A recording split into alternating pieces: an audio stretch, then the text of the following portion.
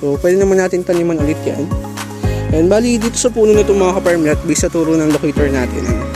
So mula dito sa puno ng nyug na to, tatawid yan doon sa may kiling na puno ng nyug na yan, and babaybay naman siya dito. Ayan. So yan yung sakop ng property.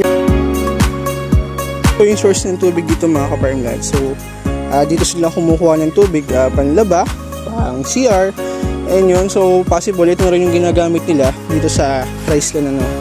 So pwede natin gamitin ditong bilang patubig sa rice land. So ipapump lang natin yan para magkatubig yung rice land natin. Ayan, so itong mga ka-farmlat, so itong karatig nito, itong isang portion na to, pwede natin i-develop na mini fish pan yan kung sakali man. So rice land siya, pero pwede natin i-convert sa fish pan mga ka-farmlat. Ayan, so napakaganda ng ambience dito mga ka-farmlat. So dito, platted naman na yung baba ng property natin. So pwede mo rin taniman ng fruit bearing trees yan, ng kakao, santol, lansones, rambutan. And pwede tayo magalaga dito ng baka, kambing, so baboy pwede rin, RTL chicken, and babakuran lang natin yung paikot. Ayan. And so ito, ayun po yung oriente sa lugar natin.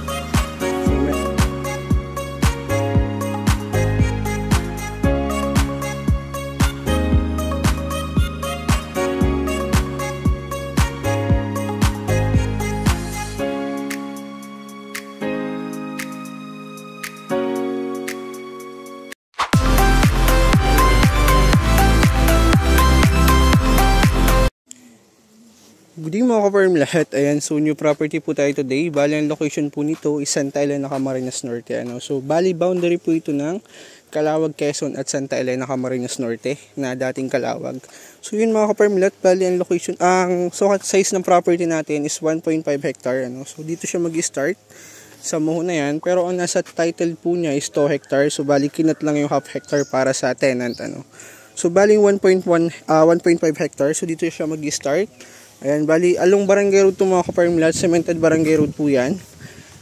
Ayan, so bali ito yung frontage niya. Medyo, ang structure po ng lupa natin dito is medyo hilly, pero banayad naman po yan. Ayan, kung mapapansin nyo, ayan, halos puno po yun ng puno ng nyog, may saging, and may dalandan po. Ayan. So, lakarin natin yung frontage niya mga ka-farmlat. Ayan, so may portion siya na rough road, pero maliit na portion lang yung mga ka-farmlat. So, from National Highway, nag-drive lang po tayo ng almost 10 to 15 minutes going sa property, and almost 15% lang po yung rough road niya. And all cemented naman po yung daraanan natin. So going sa property yung mga ka-farmlat. Ayan. Bali ito yung portion na rough road niya, pero ang good thing naman dito mga ka-farmlat, so matigas po yan. Kung mapapansin nyo, may tambakin na bato, kaya kahit umulan, hindi po mababalahura yung sasakyan mo.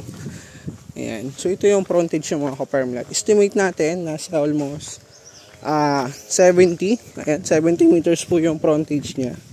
So ito mga ka-farmlat ay based lang dun sa tinuro ng locator natin. Pero lalabas naman yung sukat niyan once na ma-relocate yung property. So dito slight hilly po yan na halos punuin ng puno ng saging. Ayan. So sakop pa siya ng property, and dito lang tayo dadaan sa gilid. Ayan, pababa. And may kapitbahay ka na rin po dito, kaya hindi na liblib yung lugar. Ayan. And so bali din tayo nag-start mga ka-farmlat, and papasukin natin yung rice land ng property. So bali 1.5 hectare po ito, and may portion siya na rice land. Ayan. So ito na. So bali slight hilly lang po itong portion na to. Ayan, kaya kahit all this ka na, so kayang-kaya naman po. Ayan. Hindi naman siya matarik.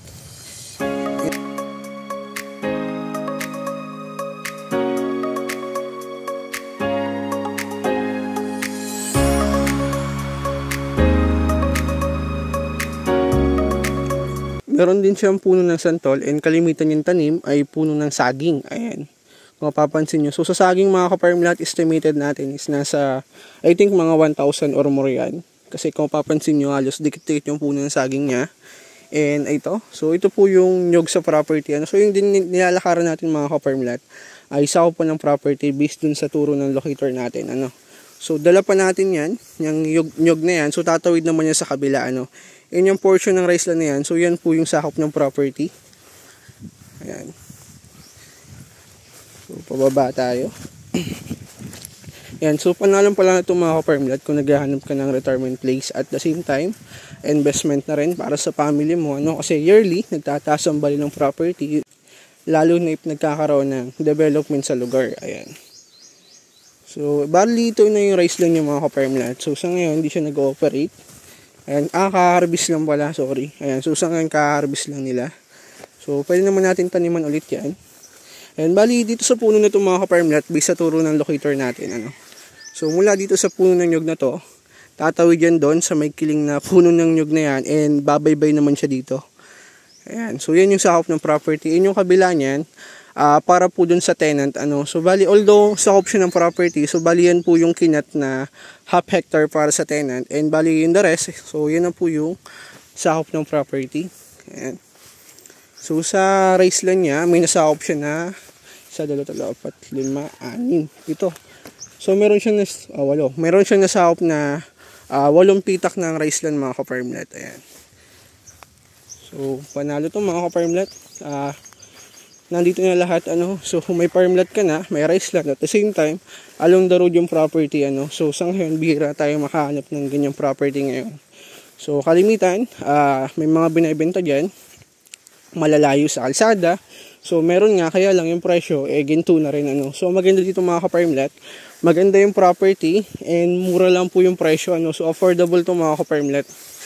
Napakamura lang ng property natin. Ayan.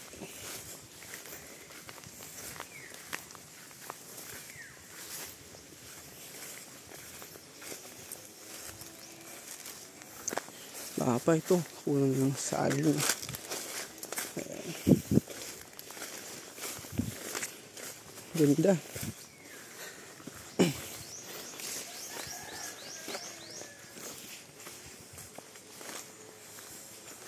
Ayan, so dito naman, meron siyang balloon. So, bali ito po yung source ng tubig dito mga ka-farmland. So, dito sila kumukuha ng tubig, panlaba, pang CR, and yun. So, possible, ito na rin yung ginagamit nila dito sa rice land, ano. So, pwede natin gamitin dito bilang patubig sa rice land. So, ipapump lang natin yan para magkatubig yung rice land natin, ano. Ayan, so ito mga ka-farmland, so itong karatig nito, itong isang portion na to, pwede natin i-develop na mini fish pan yan kung sakali man, ano. So, rice land siya, pero pwede natin i-convert sa fish pan mga ka-farmland. Yan, so napakaganda ng ambience dito mga ka-farmland. Medyo madilim lang sa video ko kasi medyo makulimlim yung panahon natin. Kung papansin nyo, maulap ngayon. Ayan. Pero, panalo ito mga ka-farmland kung naghahanap ka ng retirement place.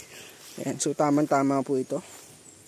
Ayan, so may source na ng tubig. Sa kuryente meron. Kasi along the road po ito, so may poste dyan ng kuryente. And sa signal mga ka-farmland, may signal din dito ng cellphone, ano. Ayan. Ganda. Ideal to mga ka-farmland. Ayan. So dito, platted naman na yung baba ng property natin. Ayan.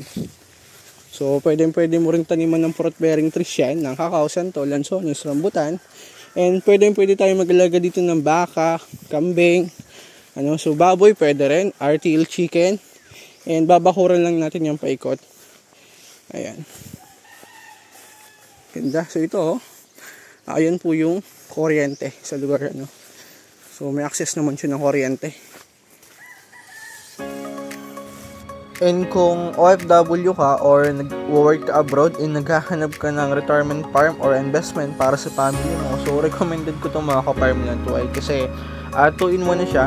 May farmland ka na, may rice land ka pa, and aside doon, meron po itong puno ng nyog, ano. So meron nag-generate ng income every 45 days.